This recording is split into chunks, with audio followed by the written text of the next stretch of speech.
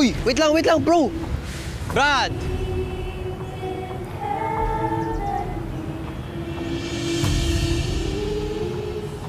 Gumaganda ang paligid kung bawat tao ay puno ng pag-ibig.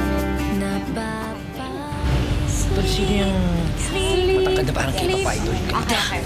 Saba. Si Mandy. Tropa ko dati. Siya, yun yung mga kaibigan mo noon. Oo, bro, yung naka-yellow na checkered. Best friend ko yan dati. Si Christian. Si girlfriend niya, si Erica. Ito si Mandy. Si may hawak na cellphone na dalawang babae, si Diva, tsaka si Monet. Ang gano ko dati. Tsaka...